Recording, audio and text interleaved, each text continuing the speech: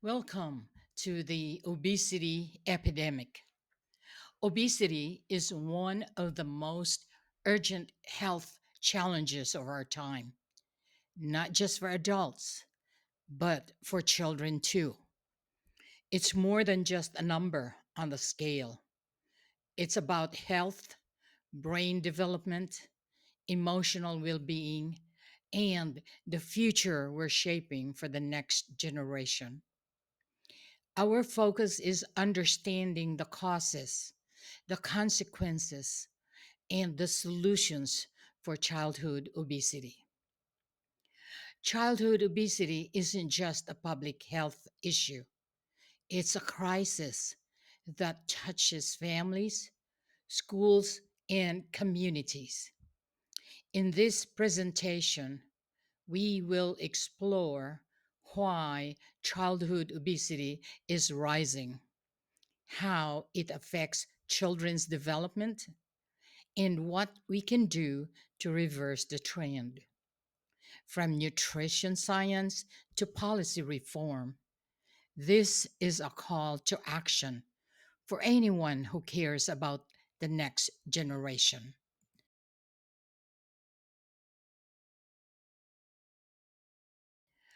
Childhood obesity is rising at an alarming rate. And it's not just about what kids eat, it's about the world they're growing up in. Let's discuss causes and trends.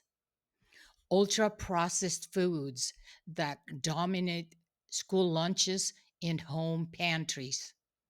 Sedentary lifestyles shaped by screen time and reduced physical activity.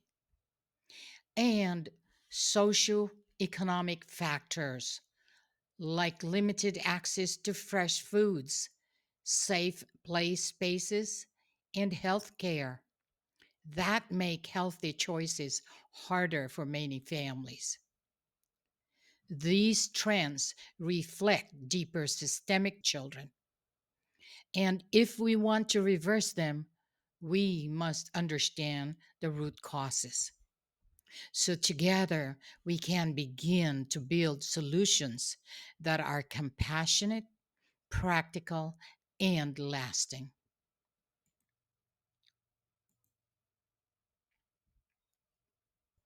So let's start with the first and perhaps the most visible driver, the foods filling our children's plates.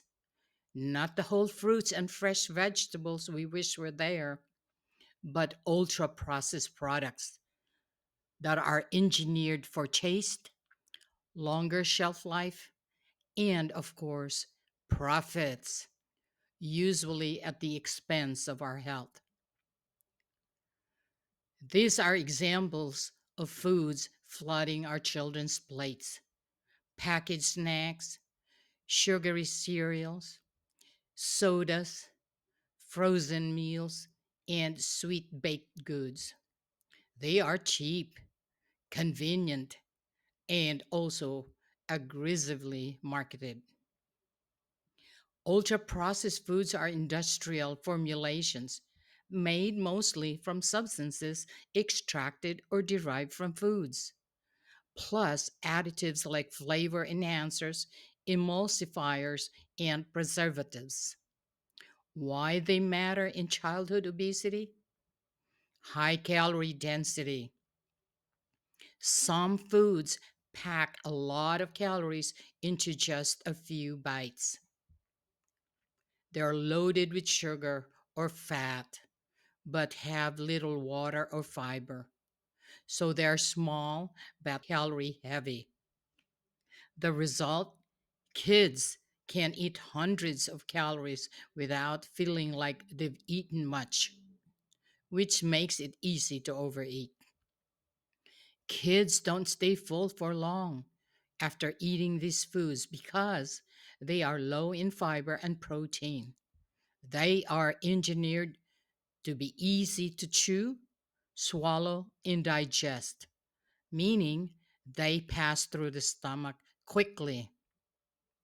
Without enough protein, fiber, or healthy fats, These foods don't trigger strong satiety signals or feeling full. So kids may feel hungry again within an hour, prompting to eat more or snacking on these high calorie foods. They displace wholesome options like fruits and vegetables and whole grains. Why should you care? Missing out on these whole foods means missing essential vitamins, minerals, antioxidants, and fiber, which are critical for growth, brain development, and immune function. Addictive qualities. Studies show ultra processed foods can trigger reward driven behaviors similar to addiction. These foods are made to be hard to stop eating. Why? The perfect mix of sugar, salt, and fats lights up the brain's reward system. These hyper tasty foods can trigger dopamine surges, similar to addictive substances, making it harder for children to self regulate consumption. The result: children may crave them even when they're not hungry, leading to habitual overconsumption and resistance to healthier options. Metabolic disruption. Regular high intake of ultra processed foods displaces wholesome options like fruits and vegetables and whole grains. Over time, these foods disrupt metabolism, increase inflammation, and lay the groundwork for chronic diseases. This isn't just poor nutrition, it's a system that sets children up to fail, and it's one we must urgently change.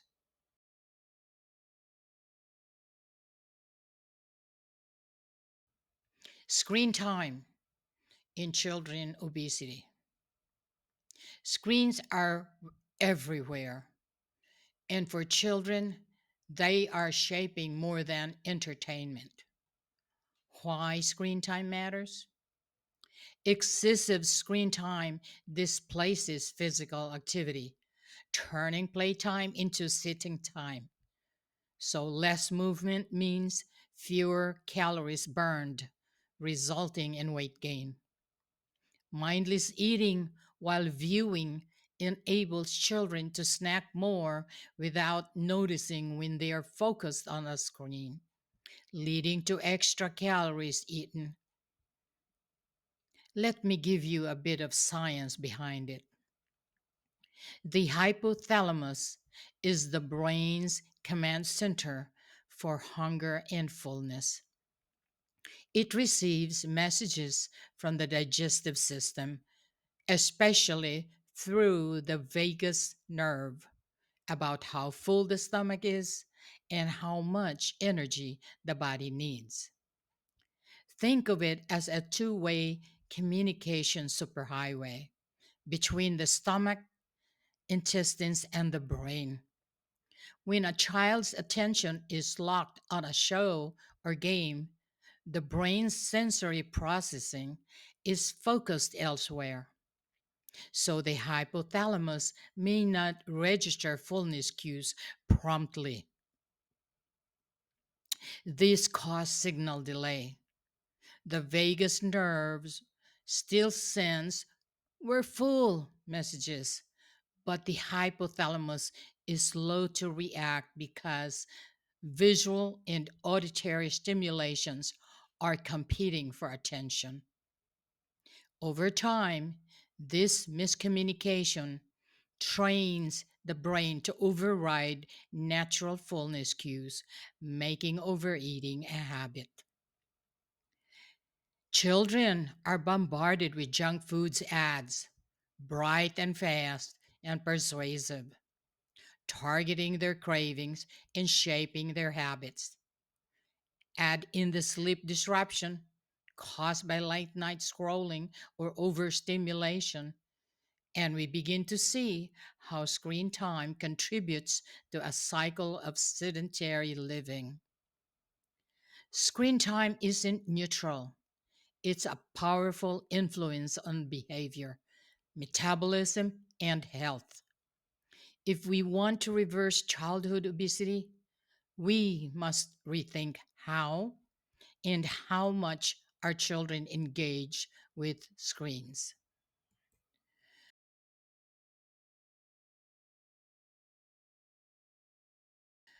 When people think about childhood obesity, they usually link it only to poverty.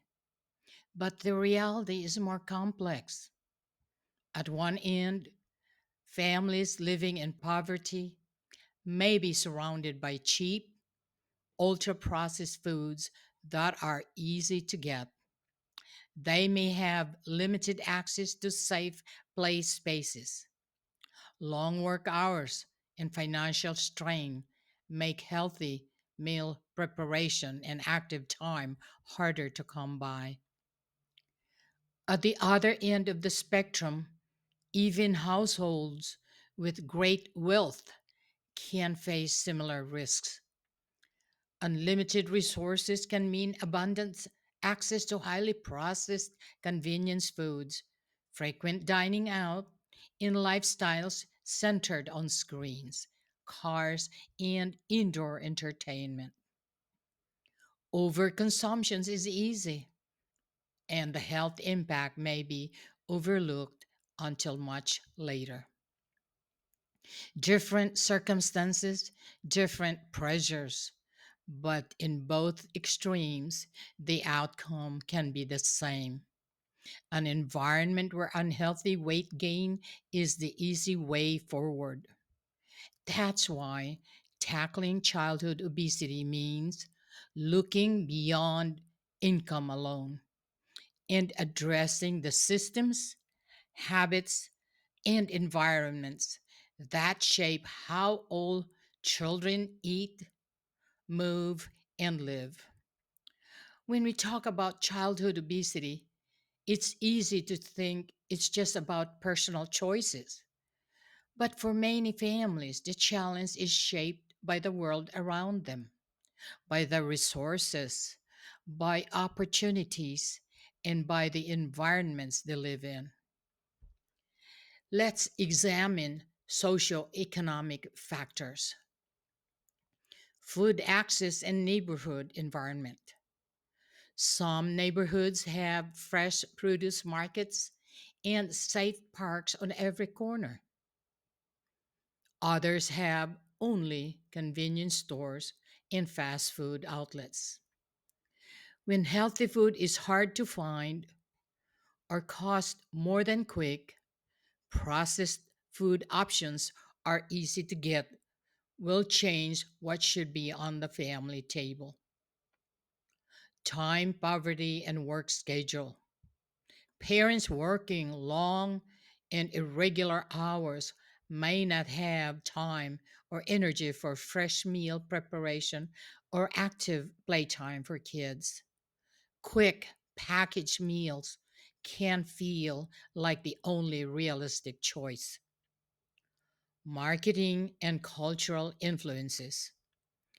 In many communities, children are surrounded by ads for sugary drinks and snack foods, sometimes targeted right at them. Cultural norms can also shape how body size and health are viewed. Transportation and infrastructure.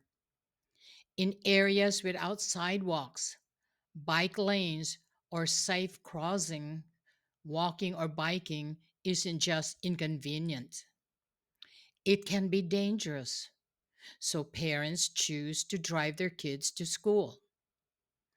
On the other hand, when public transit is also not available, families also rely more on cars.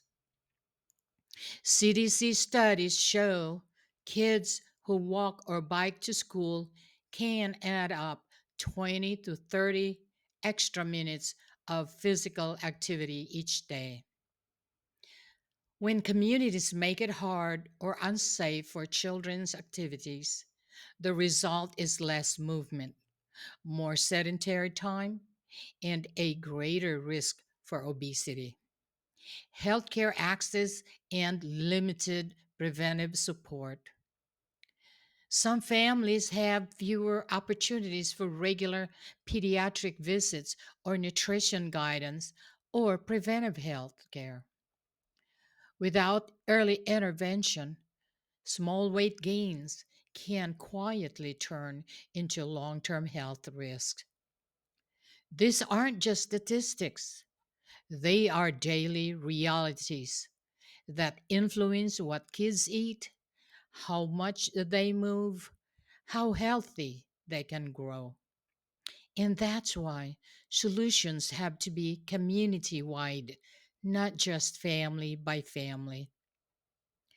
Psychosocial and stress. Stress doesn't just live in the minds, it gives fingerprints on the body. And for children, chronic stress can quietly tip the scales toward weight gain. So, how does stress affect the body? When kids face ongoing stress from family instability, bullying, poverty, or unsafe environments, their bodies release more cortisol, the stress hormone. Elevated cortisol can increase appetite, especially for high sugar, high fat called comfort foods, which promote fat storage around the abdomen. Stress can interfere with sleep quality, which is linked to hormonal changes that drive hunger and reduce energy for physical activity. This results in emotional eating. Children may use food to self satisfy, especially when they lack other coping skills. Stress and poor mental health can reduce participation in sports or active play. Weight gain can feed a cycle of body image concerns, further stress, and avoidance of physical activity. Stress can lead to weight gain, and weight gain can lead to more stress, creating a cycle that's hard to break without support for both mind and the body. According to the U.S. Centers for Disease Control and Prevention, or CDC, childhood obesity affects more than 1 in 5 children and adolescents in the United States, and the rates are significant across every income bracket. This isn't just an issue of poverty or wealth, it's an issue of environment, habits, and access for all families.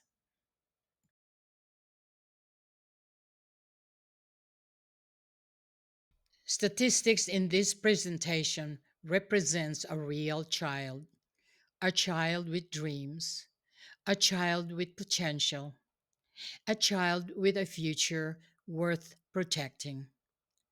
This mission is personal for me because I believe that when we give children with the chance to grow up healthy, we are building a foundation for a stronger and more compassionate society.